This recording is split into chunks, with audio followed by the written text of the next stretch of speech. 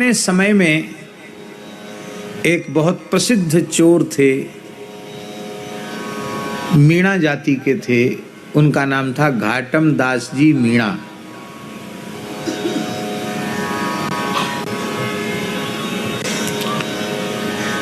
उनके जीवन में एक बार परिवर्तन आया, बड़ा विलक्षण परिवर्तन। उनके पिता ने मरते समय अपने पुत्रों को बुलाया, बोले भाई देखो अब मैं तो मर रहा हूं, मैं अब बचूंगा नहीं, पर हमारी अंतिम बात सुन लो, इसका पालन करोगे तो तुम सब सुखी रहोगे।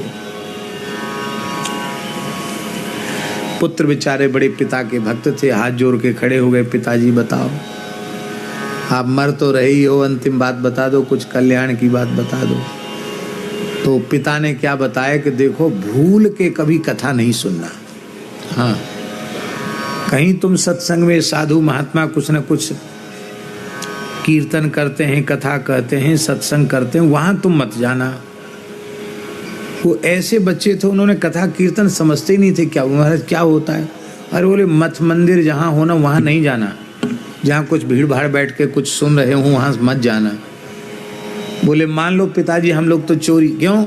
वो तुम वहाँ जाओगे कथा सुनने लगोगे तो फिर तुम्हारा धंधा छूट जाएगा, पर बच्चे क्या खाएंगे? कथा सुनोगे तो चोरी कैसे करोगे? तो चोरी तो फिर नहीं होगी, हमारा पैतृक व्यवसाय चोरी का ही है, तो चोरी तो फिर होगी नहीं, तो इसलिए कथा नहीं सुनना। तो उन्होंने कहा मान लो पुलिस पीछे पड़ी हो और कथा जहाँ हो रही वहीं से हमको भाग के जाना हो और कान में कुछ न कुछ कथा का शब्द पड़ जाए तो क्या करें? तो पिता बोला कि कान में ऐसी उंगलियां खूब कस के घुसा के, कान में अंगुरी घुसा के धसा के तब वहां से निकलना। भूल से भी एक शब्द भी कथा का कहीं कान के भीतर न घुस जाए।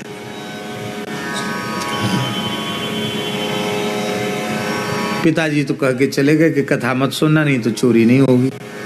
लड़के सब पितरी आज्ञा पालक थे, वो सब कथा वथा नहीं सुनते थे, अपना उपद्रव करते थे। एक दिन घाटम जी के जीवन में ऐसी घटना घटित हो गई, पुलिस पीछे पड़ी थी और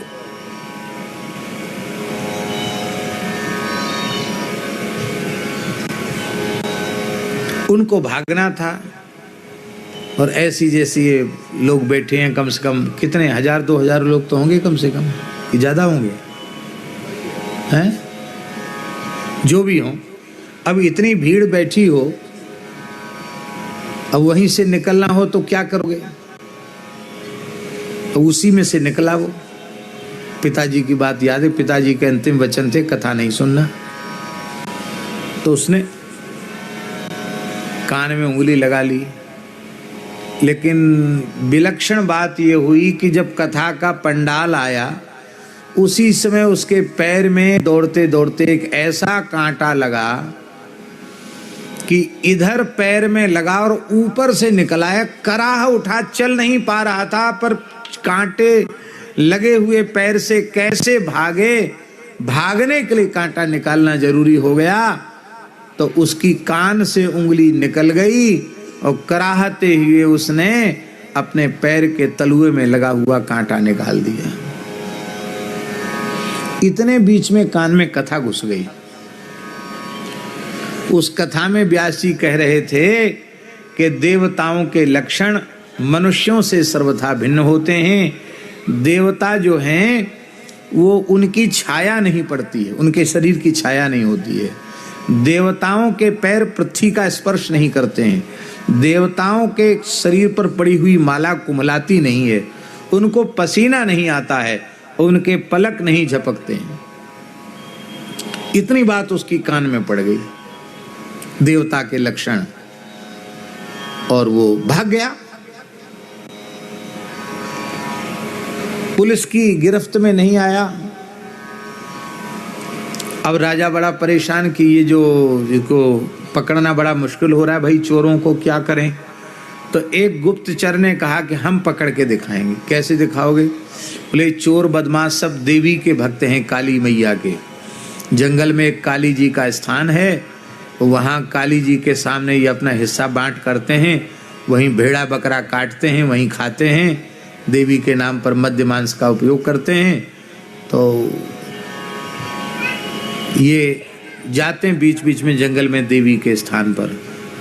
तो उसी समय एक गुप्तचर काली का स्वरूप बनाकर वहाँ छिप गया। उसी दिन उनकी सब हिस्सा बांट होने वाली थी, और जैसे ही उन्होंने काली का पूजन किया, सोई वो जो गुप्तचर काली बना हुआ था ना, देखा होगा मुखौटा बांध करके, सो काली का मुखौटा बांध के जीभ लपलपाती भई, तलवार लेकर के चीखते चिल्लाती भई, नकली काली। असली काली तो वो थी नहीं, वो तो अभिनय कर रहा था। नकली काली आ गई और उन्होंने कहा, तुम सब मेरे बच्चों में बहुत खुश हूँ, बहुत प्रसन्न हूँ, क्या चाहिए? और नाचने कूदने लगी काली। सब बड़े खुश हुए कि आज तो काली साक्षात दर्शन दे रही है। घाटम जी भी वहीं खड़े थे। घाटम जी ने कहा, भैया कथा में व्यास जी तो कह रहे थे कि छाया नहीं पड़ती, इसकी तो छाया पड़ रही है, इसके तो पसीने आ रहे हैं, क्योंकि वो हाथ में जलती हुई लकड़ी लिए थी काली, तो इसको तो गर्मी लग रही थी, पसीना आ रहा है, इसके तो पलक भी गिर रहे हैं, इसके शरीर की छाया भी पड़ रही है, और ये तो कोई गुप्तचर है। अब इनको समझाएंगे तो ये समझेंगे नहीं, ये तो काली की भक्ति में मग्न हैं, अपने को यहाँ से खिसक लेना चाहिए। वो धीरे से घाटम जी वहाँ से खिसक गए, और इतने ही बीच में पुलिस आ गई, सब चोर पकड़े गए और सबको फांसी की सजा हो गई, सबको मृत्युदंड, क्योंकि बड़े अपराधी थे, बहुत डकैती हत्या लूटपाट में उनका नाम था। अब घाटम जी को बड़ा दुख हुआ कि मेरे पिताजी मरते मर गए। बताओ, कथा सुनने कितनी बढ़िया चीज़ है कथा, थोड़ी देर कथा सुन ली तो मेरे जीवन में इतना बड़ा, मैं मौत से बच गया। अब तो महाराज कथा जरूर सुननी चाहिए। सो घाटम जी जंगल में घूमने लगे। एक महात्मा घोर जंगल में झरने के सहारे थे, जल का सुपास था, वहाँ पहुँचे। बाबा बाबा खोल अपनी किवरियाँ, भीतर घसे। बाबा धूना पर बैठकर भजन कर रहे थे। यान सा सर्वभूतानाम तस्याम जागृति संयमी। और कैसे आयो? बोले हमको कथा सुनाओ। अब 2 बजे रात को, 1:30 बजे रात को कोई किसी महात्मा के पास पहुंच जाए और धमका के कहे कि कथा सुना दो, कथा सुनाने का समय है क्या? अभी समय से सब काम होता। महात्मा बोले भाई कैसे?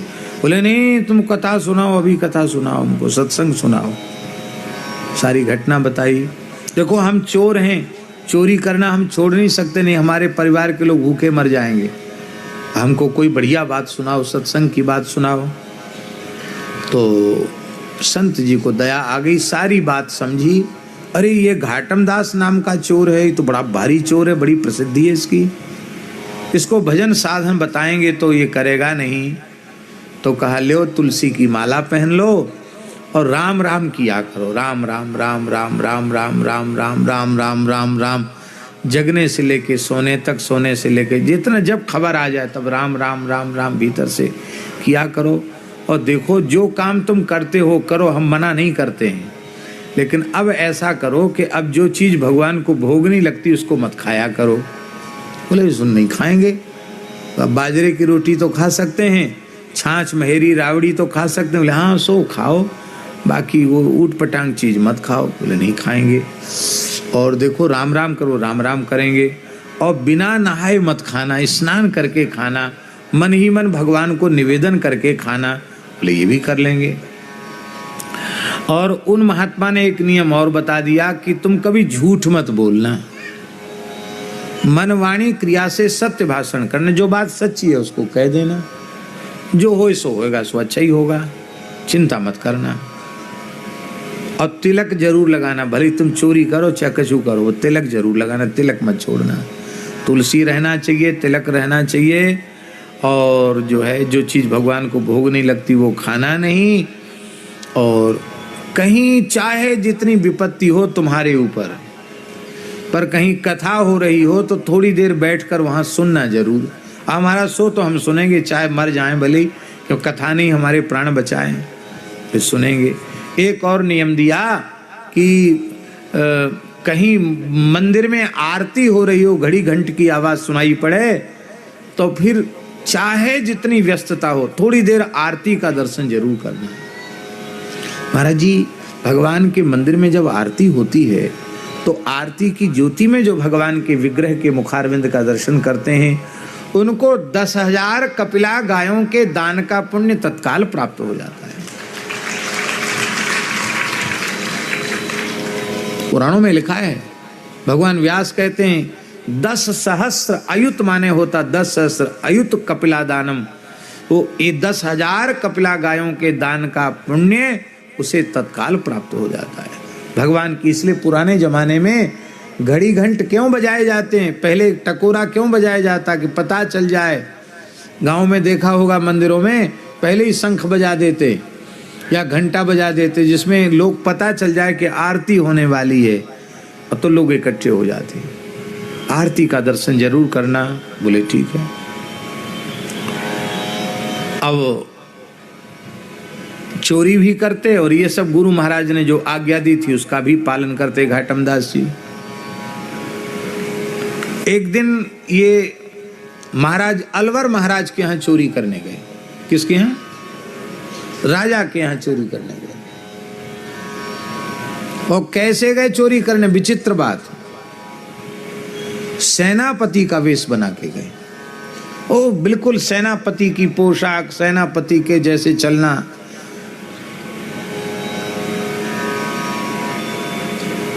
और इधर से तो गए साधारण घोड़े पर बैठ करके, अपना जो घोड़ा उनके पास था। और जैसे ही वहां पहुंचे तो जो महल का दरबान था उसने पूछा कौन? तो गुरुजी की बात याद आई। गुरुजी ने कहा था झूठ मत बोलना। कहा चोर। कहा कौन? कहा चोर। तो दरबान शक पका गया कि चोर अपने को चोर थोड़ी बोल सकता है, ये तो सेनापति जी हैं और ये डांट रहे हैं हमको कि तुम सेनापति को भी नहीं पहचानते, आंख फूट गई क्या तुम्हारी? बोले सरकार हजूर क्षमा करना, हम आपको पहचान नहीं पाए, आपके लिए थोड़े ही हम दरबान हैं, आप तो प्रेम से भीतर जाओ। भीतर घुसा दिया उसने। आगे फिर ड्योढ़ी पर एक सिपाही मिला, उसने कहा कौन? बोले चोर। अरे साहब हम आपको भूल गए, आप सेनापति जी हैं, भीतर पधारो। और उनको ये भी हो जाता था कि वहां भी तो मिला होगा चौकीदार, जब उसने भीतर कर दिया तो फिर आगे बढ़ते चले गए। और सबने यही सोचा पहरेदारों ने कि कोई अत्यंत आवश्यक गुप्त मंत्रणा की बात है जो आधी रात के समय इनको बुलाया है। और ये भीतर गए और भीतर जाकर के महाराज साहब के शयन कक्ष तक पहुंच गए। अब छोटी मोटी चोरी राजा के यहाँ करने की तो जरूरत है नहीं। रानी ने सोते समय अपने हीरे जवाहरात से जड़े हुए बहुमूल्य आभूषण उतार के रखे थे। राजा साहब ने भी अपने कुछ आभूषण रखे थे। तो महाराज और महारानी के आभूषणों को तुरंत कपड़े में बांधा और वहाँ से खिसके और जाते समय इन्होंने राजा का शाही घोड़ा लिया, जो राजा का अपना निजी घोड़ा था जिस पर राजा ही सवारी करते थे। विशेष घोड़ा था, काले रंग का घोड़ा था, अरबी घोड़ा था। उस घोड़े पर इन्होंने सवारी किया, लगाम कस करके और चले। तो जब आते समय लोगों से इन्होंने चोर कहा तो जाते समय तो किसी ने उनको टोका ही नहीं, अपने आराम से चले गए।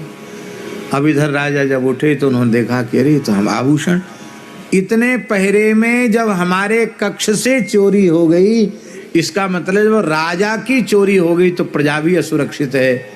कि इतनी बड़ी चोरी तो घाटम दास ही कर सकता भैया। तुरंत पुलिस दौड़ने लगी, पकड़ो पकड़ो पकड़ो पकड़ो पकड़ो घाटम दास। चौकीदारों को बुलाया गया, क्यों भाई क्या बात है? बोले महाराज सेनापति जी आए थे, हमने तो पूछा था कौन? बोले हम चोर। तो हम तो सेनापति, अब चोर अपने को चोर थोड़ी कहेगा। राजा ने तत्काल सेनापति को जवाब तलब किया। सेनापति ने कहा हजूर हम तो अपनी छावनी में ही थे, हम तो आए नहीं, रात को हम तो उठ के आए नहीं। तो सबको पक्का हो गया कि घाटम दास ही था। तो अभी भाग के कहीं गया थोड़ी होगा, पकड़ो उसको। घाटम दास भाग रहे थे शाही घोड़ा पर बैठ करके, इधर चारों ओर से घुड़सवार दौड़ रहे थे। अब सवेरा हो गया। एक संत का स्थान था जंगल में, वहां ठाकुर जी की मंगला आरती का समय हो गया। जैसे ही शंख बजा, घड़ी घंट बजे, तो तुरंत उन्होंने घोड़ा बांध दिया। गुरु जी की फिर बात याद आ गई कि आरती छोड़ के नहीं जाना। घाटम दास जी आरती में खड़े हो गए। पीछे से पुलिस आ गई, घाटम दास को पकड़ लिया।